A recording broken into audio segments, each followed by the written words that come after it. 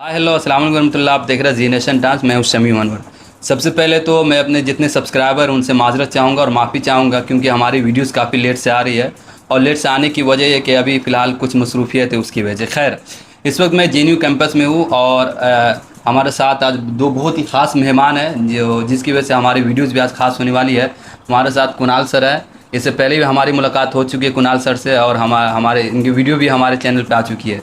और दूसरे जो मेहमान है हमारे साथ अक्षर रंजन है। तो खैर, अभी जो देश में जो चीज़ चल रहे हैं उन सारे मुद्दों पे बात करेंगे, खासतौर पे बिहार में जो पुल गिरने का एक ऐसा सिलसिला शुरू हुआ है जो रुकने का नाम नहीं ले रहा है। तो सारी चीज़ों पर हम बात करेंगे। सबसे पहले कुणाल सर, मैं आपसे शुरू करना चाहूँगा। अभी अच्छा, मैं कुणाल सर से बात करने से पहले आप लोग बता दूं, नीट वाला जो सवालात या मुद्दे है, आपको लगेगा बोरिंग है, इस पर कितनी सारी बात हो चुकी है, लेकिन इस पर हम बात करेंगे क्योंकि 24 लाख बच्चों के भविष्य का बात है। तो इसलिए आप इसको सुने, आप इसको बोरिंग ना समझें। कुणाल सर, मैं आपसे जानना चाहूँगा जो नीट के बारे में जो अभी सुप्रीम कोर्ट का उसमें कुछ ये आया, क्या अपडेट मुझे बताया।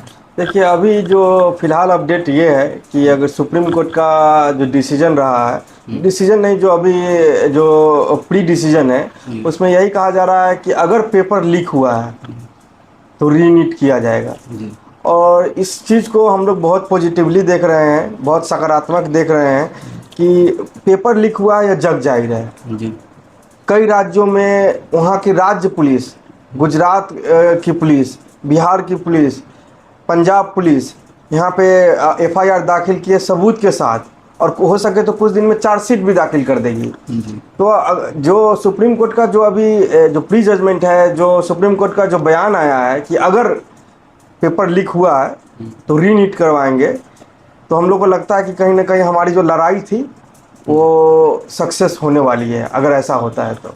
कुणाल सर, वो आपके पार्टी के बारे में कुछ जानना चाहूँगा, आप बताएंगे उस पार्टी के बारे में कुछ। जैसे मैं NSY से हूँ, national student union of India. यह कांग्रेस का एक स्टूडेंट विंग है जी और जिसके नेशनल प्रेसिडेंट है श्री वरुण चौधरी जी।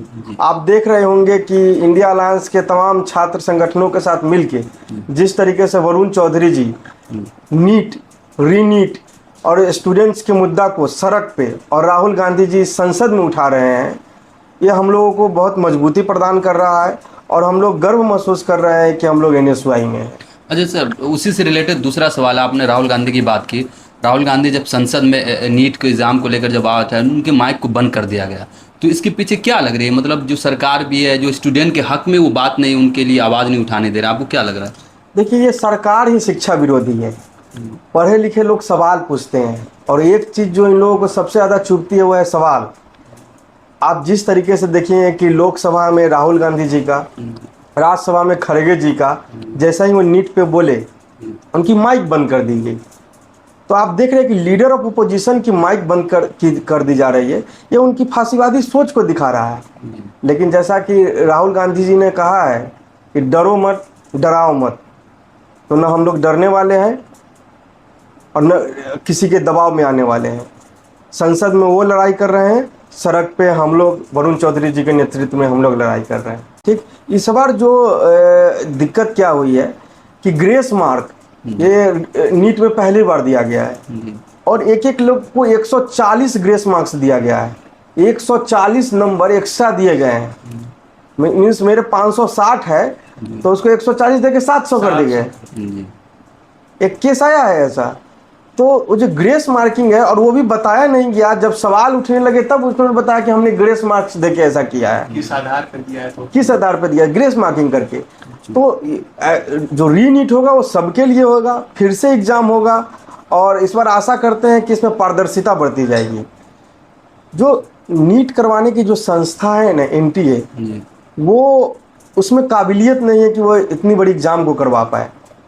सबसे बड़ी बात जो है कि मोदी जी जो 1 नेशन 1 इलेक्शन, 1 नेशन 1 एग्जाम कह रहे हैं, इसी का यह ड्रास्टिक फेल्योर है। कभी भी एक चीज़ की तरफ नहीं भागना चाहिए, लेकिन जो तानाशाह होता है ना, उसका हमेशा मेंटालिटी होता है कि एक ही तरह की चीज़ रहे। अच्छा, री नीट से अब सब बच्चे मुतमईन होंगे, अगर री नीट होगा तो उससे इत्मीनान है सब। हाँ हाँ, लगभग सब लोग इत्मीनान है। हाँ।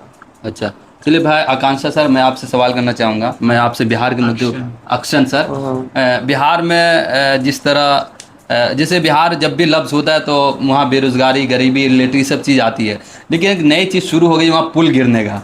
तो पुल गिरने का जो सिलसिला शुरू हुआ, इस बारे में आप लोग क्या सोचते हैं? देखिए, जैसे कि आपने कहा कि वहाँ पुल नहीं गिर रहा है, वहाँ सरकार की अस्मिता गिर रही है।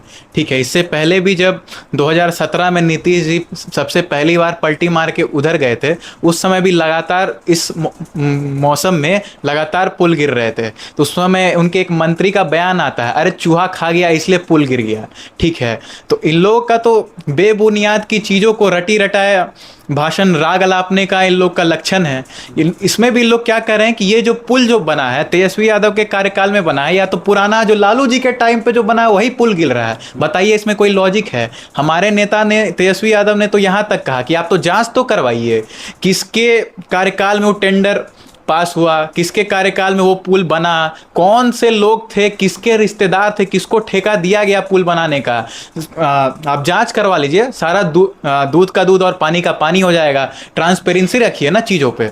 तो हमारा यही कहना है कि वो पुल नहीं गिर रहा है, सरकार की अस्मिता गिर रही है, और इन लोगों की कोई अकाउंटेबिलिटी अब रह नहीं गई है। ये लोग पब्लिक के जो को लेकर इनकी जवाबदेही हो सकती है, उससे बच रहे हैं। साफ साफ हम यही देख सकते हैं। कितना हास्यास्पद बात है कि जहाँ का मुख्यमंत्री इंजीनियर हो वहाँ का पुल गिर रहा है। ये बड़ी अजीब चीज़ है। वहाँ का मुख्यमंत्री इंजीनियर है। अच्छा। मुझे तो लगता है, मैं सरकार से अपील भी ये करता हूँ, बिहार सरकार से, कि वो सारे पुल का एक सर्टिफिकेट बनवाए, फिटनेस सर्टिफिकेट। उनको पता चल जाएगा, दूध का दूध पानी का पानी हो जाएगा कि उनके कार्यकाल में भी जो पुल बने हैं, वो चाहे गंगा के ऊपर हो, चाहे छोटी बड़ी गांव के पुल हो, सबका आप एक फिटनेस टेस्ट करवा लीजिए। आपको पता चल जाएगा कि क्या है। भ्रष्टाचार नीतीश कुमार जी के अंदर में अभी चरम सीमा पे पहुंचा हुआ है, और इसका यह उदाहरण है पुल गिरना। सही बात। देखिए, डेली का लेकिन डेली आप भ्रष्टाचार कहेंगे फिर जेडीयू वाले फंसेंगे, क्योंकि भ्रष्टाचार के साथ रह के इन्होंने 18 महीने काम किए हैं। क्या जवाब देंगे? देखिए, सबसे बड़ी बात होती है कि कभी कभी बड़ा खतरा को टालने के लिए कुछ लोग साथ में हो जाते हैं। ठीक है ना, तो वो बहुत नेचुरल अलायंस तो नहीं था। वो अलायंस था एक फांसीवादी तत्व को बिहार से बाहर रखने का। वो अलायंस था एक हिंदू मुस्लिम का जो एकता था, उस एकता को ख़त्म करने वाली शक्तियों को बाहर करने के लिए। तो आपको जब होता है ना कि जब गांव में आग लगता है तो सब लोग मिलके बुझाने लगते हैं, अपनी सारी भेदभाव को भूल के। तो ये जो भाजपा रूपी जो आग लगने वाला था बिहार में, उसको बचाने के लिए जदयू, राजद, कांग्रेस, सारे पार्टियां एक साथ आई। इस पर मैं ये जवाब देना चाहूँगा। आपने जो लगाया कि हमने नीतीश जी को अपने साथ क्यों लिया, आपने जैसे अपने ओपनिंग स्टेटमेंट में कहा कि बिहार मतलब बेरोजगारी, अब बिहार में तेजस्वी मतलब नौकरी। ठीक है, आप अगर दावा तो नीतीश कुमार भी कर रहे हैं, बल्कि हर दीवार पे लिखा हुआ है नीतीश मंत्री बेरोजगार। 17 साल से भाई मुख्यमंत्री थे ना, कितना शिक्षा विभाग में उनके बहाली निकला, और हम लोग ने 17 महीने के कार्यकाल में कितना बहाली निकाला गया, आप इस पे बात करिएगा ना।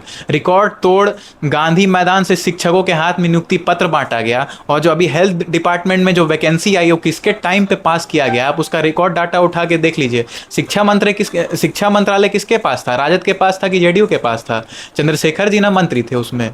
तो ये तो हमारा ये है कि नौकरी मतलब तेजस्वी। और जो बिहार को लेके स्पोर्ट्स पॉलिसी आया उस टाइम पे, टूरिज्म पॉलिसी आया, और सबसे बड़ा बात जो सांप्रदायिक शक्तियां हैं, उसके लिए लालू जी ने 2014 में ही कहा था, नीतीश जी से अलायंस से पहले, उसके लिए हम कोई भी जहर खाना हम खा सकते हैं।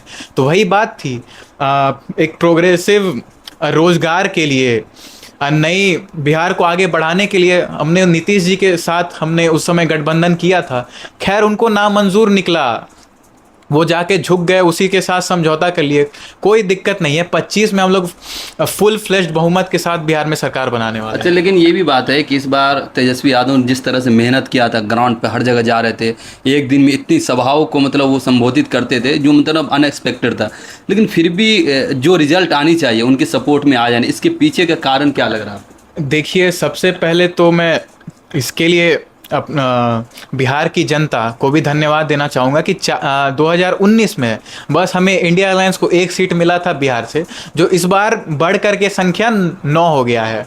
ठीक है, जो वोट वोट्स की मात्रा थी, जो परसेंटेज था, वो सीट्स में कन्वर्ट नहीं हो पाया। लेकिन अगर हम आंकड़ों की बात करें, जो पिछले बार जो एनडीए और इंडिया में फ़र्क था, ठीक है, पिछले बार बहुत ज़्यादा, मैं अगर गलत नहीं हूँ तो 15 से 22% का फ़र्क दोनों के वोट परसेंटेज में था।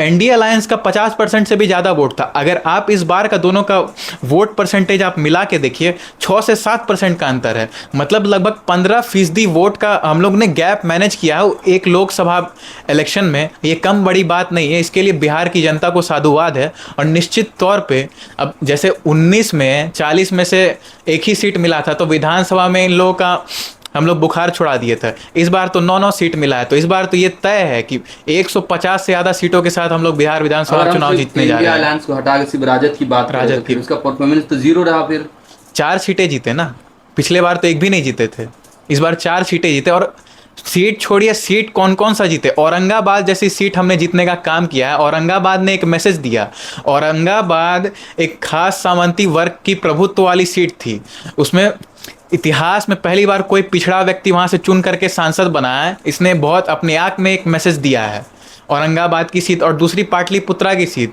लगातार मीसा भारती जी वहाँ पे हार रही थी, और भाजपा के लोग दुष्प्रचार भी कर रहे थे कि लालू प्रसाद यादव की स्वीकार्यता अगर उन्हीं की रामकृपाल जी सामने में खड़े हो जाते तो वो कम हो गई है। उसको इस बार मीसा भारती ने गलत साबित करके दिखाया है।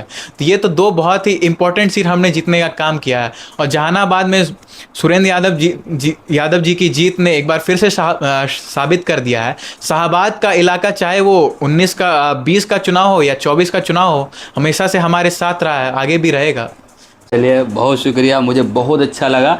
मेरे ख्याल से अब तक मैंने जितना इंटरव्यू किया है उससे उस सब में सबसे ज़्यादा मज़ा मुझे आज आया। और उसकी वजह थी कि जिस तरह से आप दोनों ने जवाब दिया वो अनबिलीवेबल था। बहुत अच्छा लगा, बहुत शुक्रिया आप दोनों का, थैंक यू सो मच।